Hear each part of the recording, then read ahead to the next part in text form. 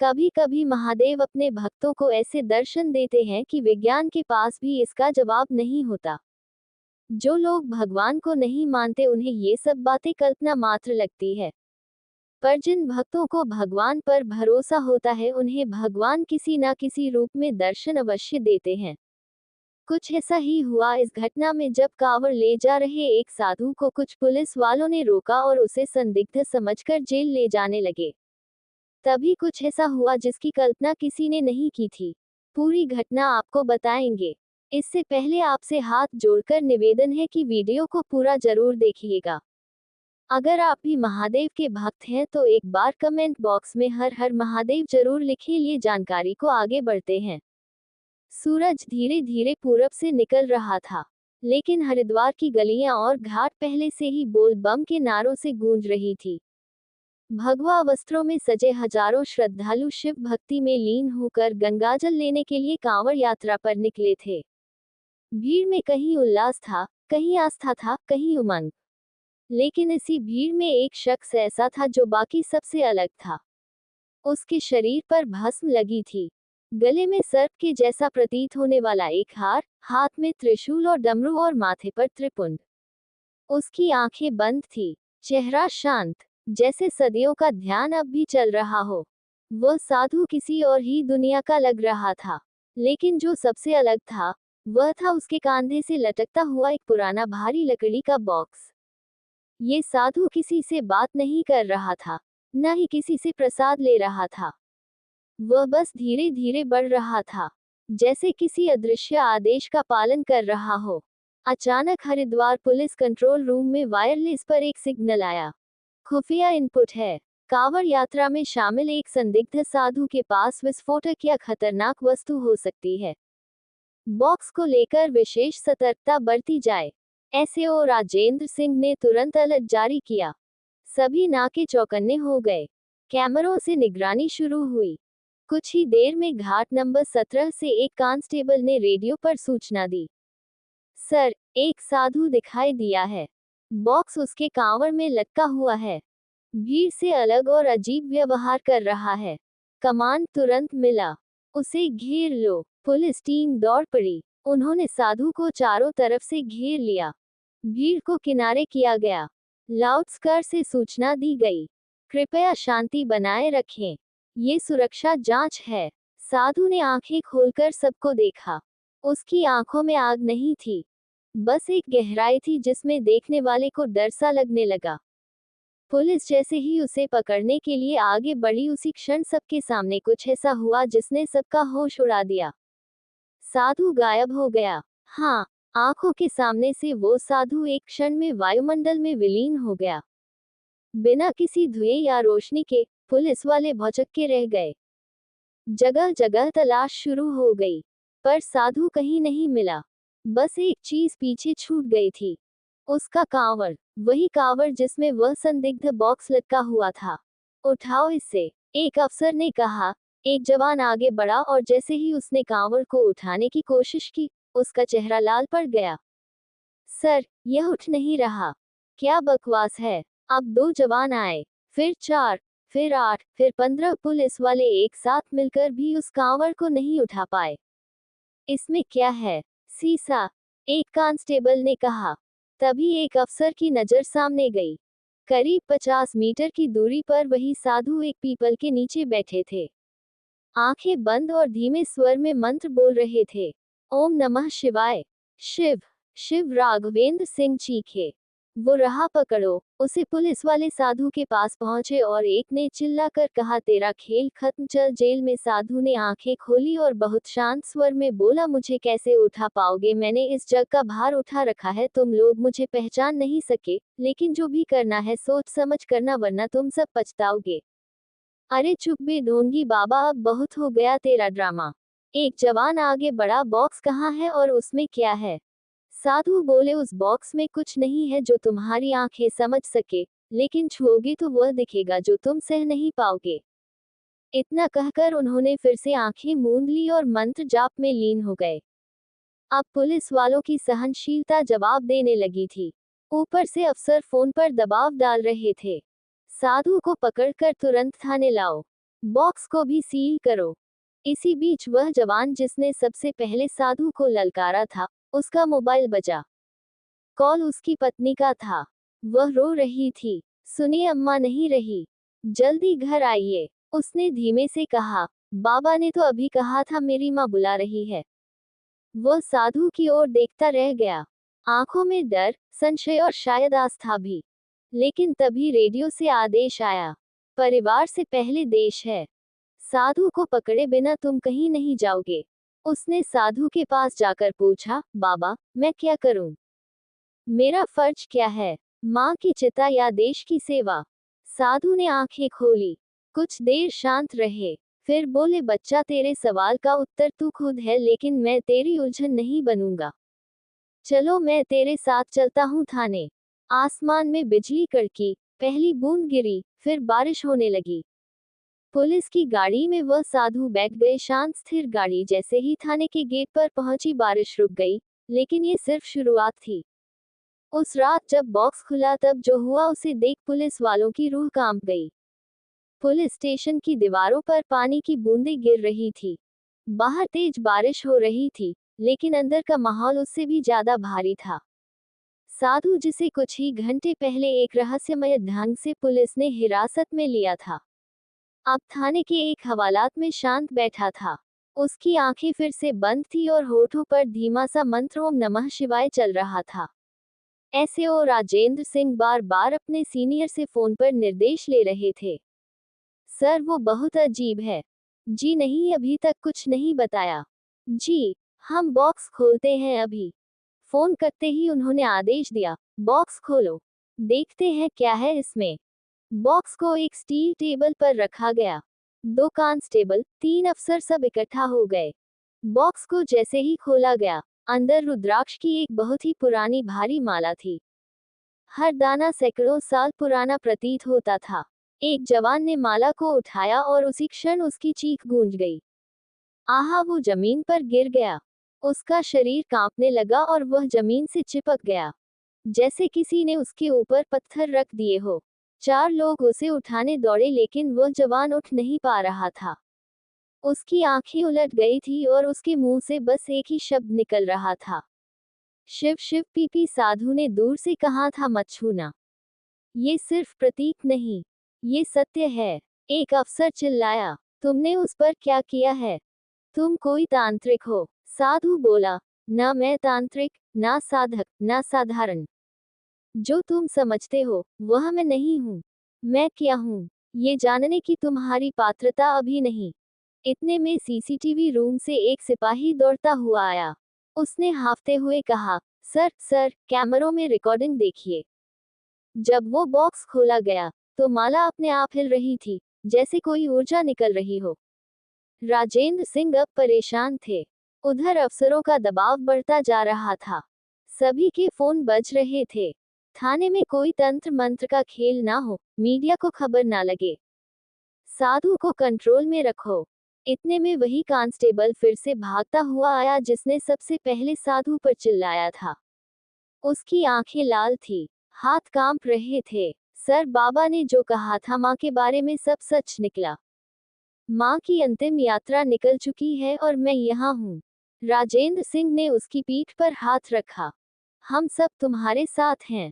पर पहले ये समझो, ये साधु कोई मामूली आदमी नहीं है। कुछ तो रहस्य है इसमें।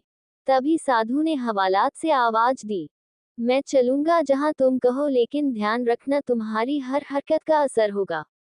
समय अब सीधा नहीं बचेगा।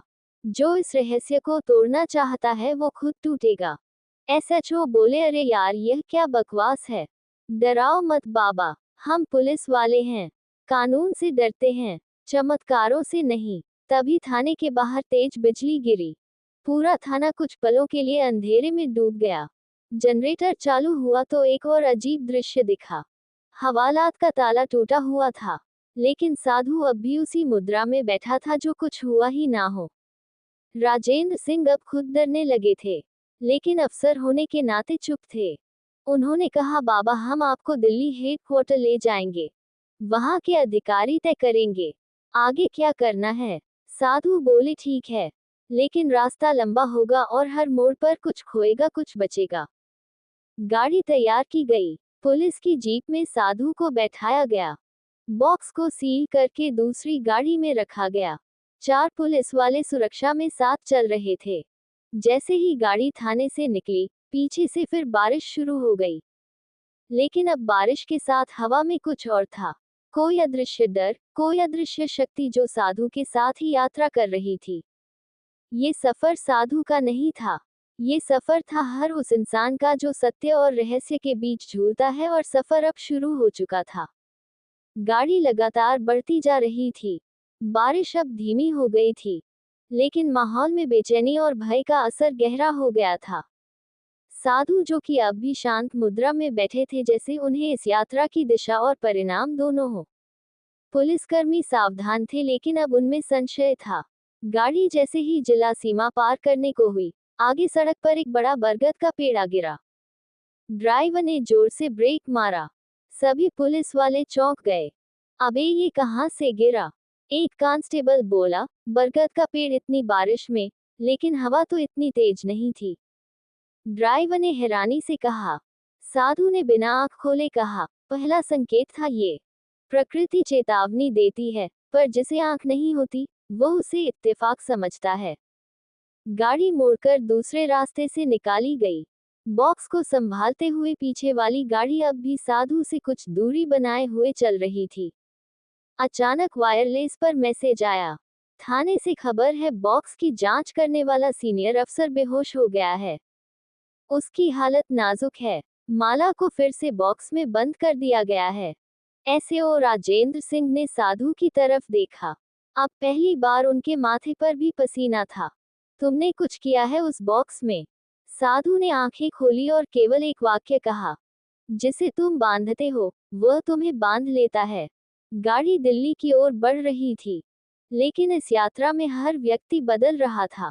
पुलिस वाले अब साधु को केवल संदिग्ध नहीं, बल्कि किसी बड़ी शक्ति का माध्यम मानने लगे थे। शाम होते होते गाड़ी एक चेक पोस्ट पर रुकी। वहां एक डीएसपी रैंक का अधिकारी पहले से मौजूद था। बॉक्स हमें सौंप दो, हम स्पेशल टीम को भेजेंगे इसकी जांच के लिए। बॉक्स दूसरी गाड़ी से निकाला गया, और जैसे ही उस अधिकारी ने उसे छूने की कोशिश की, एक तेज चीख गूंजी। मेरा हाथ जल रहा है। वो पीछे गिरा और उसके हाथ पर जलने के निशान थे, जैसे किसी गर्म धातु को पकड़ा हो, लेकिन बॉक्स तो सामान्य तापमान पर था। भीड़ में खड़ा एक बुजुर्ग पुलिसकर्मी जो रिटायरमेंट के करीब था, आगे बढ़ा और बोला, इस बॉक्स को सामान्य मत समझो, यह कोई पूजा की चीज नहीं, ये चेतावनी है। हमारे पूर्वजों ने लिखा है, कुछ वस्तुएं सिर्फ पूजी जाती हैं, जांची नहीं। अब तक दिल्ली से एक रहस्यमय कॉल भी आ चुका था। साधु को तुरंत हेडक्वार्टर लाओ, लेकिन बॉक्स को मत छेड़ो। स्पेशल यूनिट आ रही है। रात का समय था, कारवां रुका नहीं। साधु अब भी मंत्रों में लीन थे। तभी पीछे वाली गाड़ी से एक जवान अचानक चिल्लाया, सर, बॉक्स हिल रहा है। खुद ब खुद सबने मुड़कर देखा। गाड़ी के भीतर रखा बॉक्स अपने आप थोड़ा खिसक गया था। गाड़ी एकदम सीधी चल रही थी, कोई झटका नहीं, पर वह जैसे किसी अदृश्य शक्ति से संचालित हो रहा हो। तभी साधु बोले, अब समय नहीं है। ये पहला श्राप सक्रिय हो चुका है। जो इसे छुएगा, वह अपने भीतर का सत्य देखेगा, और कई सच्चाइयां नाश लाती हैं। राजेंद्र सिंह चिल्लाए, क्या मतलब है इसका? साधु ने उन्हें देखा और कहा, तुम अपनी पत्नी को खो चुके हो, लेकिन स्वीकार नहीं किया। यही तुम्हारा सत्य है। ये सुनकर राजेंद्र का चेहरा पीला पड़ गया। तुम्हें कैसे पता? साधु ने बस मुस्कुराकर आंखें मूंद ली। राजेंद्र अब खुद भीतर से टूट चुके थे। बॉक्स अब उनके जीवन का प्रतीक बन चुका था। रहस्यमय, भारी और भयावह गाड़ी अब अंतिम गंतव्य की ओर थी, लेकिन किसी को नहीं पता था कि अगला मोड़ उन्हें कहां ले जाएगा। रात अब आधी बीत चुकी थी। सड़कें सुनसान थी, लेकिन साधु के आसपास एक अजीब सी ऊर्जा मंडरा रही थी। जैसे जैसे गाड़ी आगे बढ़ती जा रही थी, हवा और भी भारी होती जा रही थी। अचानक रेडियो में अजीब सी स्टैटिक आवाजें आने लगी। कृ ओम नमः कृत्य सत्य, जैसे कोई अनजानी शक्ति उसमें प्रवेश कर चुकी हो। ड्राइवर ने रेडियो बंद किया लेकिन आवाजें अब अंदर गूंज रही थी। किसी के कान में नहीं, दिल और दिमाग के भीतर। तभी आगे सड़क के किनारे जलती एक चिता दिखी। गाड़ी धीमे हुई लेकिन वहां कोई नहीं था। ना शव ना कोई व्यक्ति, बस जलती चिता और उससे उठती राख। राजेंद्र सिंह ने कहा, क्या किसी ने चिता ऐसे ही जलाई है? ये कैसे हो सकता है? साधु ने सिर उठाया और कहा, दूसरे श्राप ने आकार ले लिया है। यह उस आत्मा की आग है जिसे शांति नहीं मिली। अब वह चेतावनी देगा। तभी गाड़ी के भीतर रखे बॉक्स से अचानक धुआं निकलने लगा। लेकिन जब बॉक्स को छूने की कोशिश की गई, धुआं तुरंत गायब हो गया। यह कोई मायावी शक्ति है या तुम लोगों का कोई ड्रामा? एक कांस्टेबल चीखा। साधु ने कहा, अब मैं नहीं बोलूंगा। अब प्रकृति बोलेगी। जो अज्ञानी है वह सुन भी नहीं पाएंगे। गाड़ी रुकवानी पड़ी। सभी लोग नीचे उतरे। तभी जंगल की दिशा से एक महिला की चीख सुनाई दी। दर्द भरी असहाय एक जवान टॉर्च लेकर आगे बढ़ा। लेकिन जंगल के भीतर उसका सामना हुआ। स्वयं अपनी माँ से वो चौंका। माँ, आप यहाँ? माँ ने बस एक वाक्य कहा, तू क्यों नहीं आया बेटा? मैं इंतजार करती रही। वो जवान वहीं जमीन पर गिर पड़ा और अचानक होश खो बैठा। बाकी जवान भागकर पहुंचे तो वहां कोई नहीं था। ना कोई महिला, ना कोई आवाज। सर, यह क्या हो रहा है? एक अफसर ने डरते हुए पूछा। साधु बोले, जो भी सत्य को नहीं मानता उसका भ्रम पहले तोड़ा जाएगा। दूसरा श्राप यही है, आत्म साक्षात्कार। लेकिन पीड़ा के माध्यम से उसी समय बॉक्स में रखा रुद्राक्ष बाहर गिर पड़ा। बिना किसी को छुए, जैसे किसी अदृश्य हाथ ने उसे जमीन पर रख दिया हो। जैसे ही एक अफसर ने उसे उठाया, उसकी आंखें बंद हो गई और वह वहीं खड़ा खड़ा मंत्र बोलने लगा। त्र्यंबकम यजामहे सुगंधिम पुष्टिवर्धनम। बाकी लोग हैरान थे। अब यह मामला साधारण नहीं रह गया था। बॉक्स और उसकी शक्ति अब काबू के बाहर लग रही थी। राजेंद्र सिंह अब सीधे साधु के पास गए और बोले, बाबा, ये सब बंद करो। हम थक चुके हैं। ये रहस्य हमें निगल रहा है। साधु ने गहराई से उनकी ओर देखा। जब तक तीसरा श्राप पूरा नहीं होगा, शांति नहीं आएगी। तुम्हें खुद को खोना होगा ताकि तुम्हें खुद को पा सको। राजेंद्र हंसे नहीं, चिल्लाए नहीं, बस चुप रहे। पहली बार उनका सामना खुद से हो रहा था। वहीं दूर खड़ा एक जवान बोला, सर, साधु के गले में जो नाग जैसा हार है, वह हिल रहा है। सभी ने देखा। नाग आकृति की माला अपने आप हिल रही थी, जैसे वह जीवित हो। एक जवान डर से पीछे हटा और गिर पड़ा। अब सभी की आंखों में एक ही बात थी, क्या ये साधु इंसान है भी या नहीं? अगले पल साधु ने आंखें खोली और कहा, अब दिल्ली मत ले जाओ। मुझे वहीं छोड़ दो जहां तुमने मुझे पाया था, वरना तीसरे श्राप का असर पूरे नगर पर पड़ेगा। राजेंद्र सिंह ने फोन उठाया लेकिन नेटवर्क गायब था। सभी वायरलेस मोबाइल सब बंद। गाड़ियों का इंजन रुक गया। सब कुछ जैसे थम गया हो। सिर्फ साधु की आवाज गूंज रही थी। अब निर्णय तुम्हारे हाथ में नहीं रहा। अब सिर्फ कर्म चलेगा। सत्य अपनी गति से प्रकट होगा। गाड़ियों के इंजन रुक चुके थे। मोबाइल नेटवर्क बंद था। समय जैसे थम गया था। हवा एकदम स्थिर। पेड़ थिरके हुए और आकाश बादलों से भरा, लेकिन बारिश की एक बूंद भी नहीं। सब कुछ अस्वाभाविक लग रहा था। साधु अब भी वहीं खड़े थे, शांत, लेकिन उनके चारों ओर ऊर्जा की तरंगे महसूस की जा सकती थी। राजेंद्र सिंह और उनके साथ के जवान धीरे धीरे पीछे हटने लगे।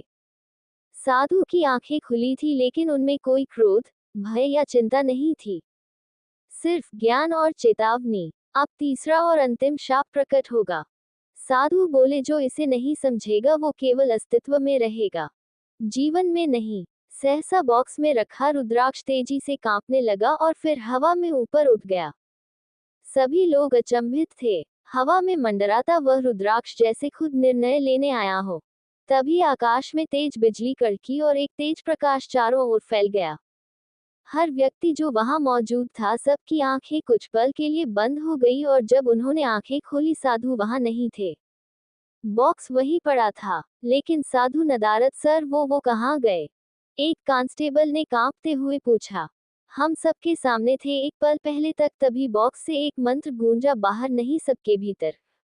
मैं शिव हूँ। ना आदि ना अंत ना रूप, जो सत्य को नकारे वो भ्रम में रहेगा, जो स्वीकारे वो मुक्त होगा। राजेंद्र सिंह की आंखें भर आई। वो बॉक्स के पास आए और धीरे से उसे खोलने लगे। बॉक्स अब एकदम हल्का था। अंदर वही रुद्राक्ष माला थी, शांत स्थिर, पर जैसे उसमें अब कोई कंपन नहीं, सिर्फ एक संदेश छिपा हो। बॉक्स के नीचे एक ताम्रपत्र मिला, उस पर कुछ शब्द खुदे थे। जो इस माला को धारण करेगा वह स्वयं को देख पाएगा, लेकिन हर सत्य के साथ एक मूल्य होता है। क्या तुम तैयार हो? राजेंद्र ने उस माला को अपने हाथ में लिया।